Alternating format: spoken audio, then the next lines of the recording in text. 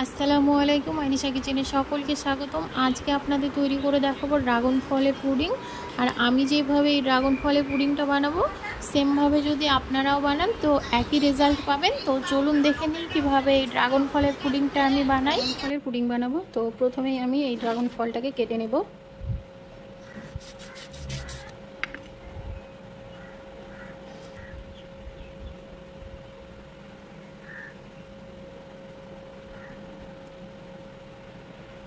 এবার আমি ড্রাগন ফলটাকে ছোট ছোট টুকরো করে কেটে নেব।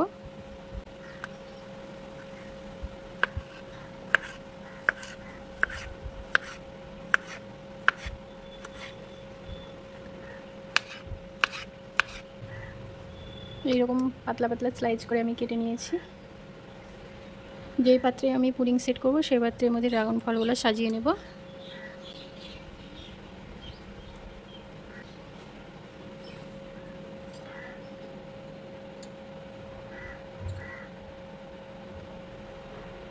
বাকিগুলো ছোট ছোট টুকরো করে কেটে নিয়েছি, এগুলো এবার দিয়ে দেবো।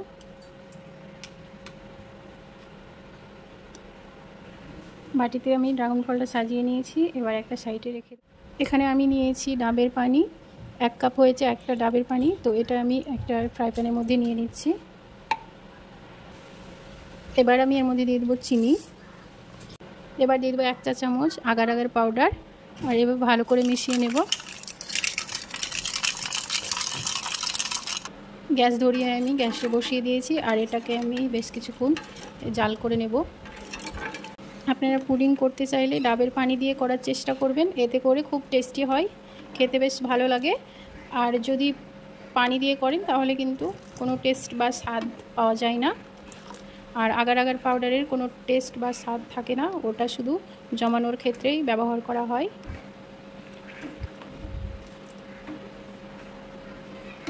এটা ফুটে গিয়েছে, আমি এখন গ্যাসটা অফ করে দেব। এটা আমি গরম অবস্থাতেই ঢেলে দেবো। এটা যদি ঠান্ডা করতে যাওয়া হয় তাহলে কিন্তু যেই পাত্রে গরম করেছি সেটাতে জমে যাবে, তাই গরম অবস্থাতেই ঢেলে দিতে হবে। এবার আমি ঢাকনা দিয়ে ঢেকে রাখবো এটাকে 1-2 ঘন্টা মতো সেট হওয়া পর্যন্ত। এটা এভাবে রেখে দেবো। পুডিংটা সেট হয়ে যাবার পর আমি ফ্রিজে ঠান্ডা করার জন্য রেখেছিলাম, আর এখন ফ্রিজ থেকে বের করে নিয়েছি, তো দেখতে পাচ্ছেন।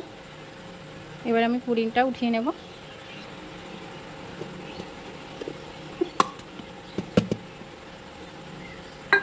পুডিংটা আমি তুলে একটা প্লেটে নিয়ে নিয়েছি। মাশাআল্লাহ, দেখতে খুব সুন্দর লাগছে।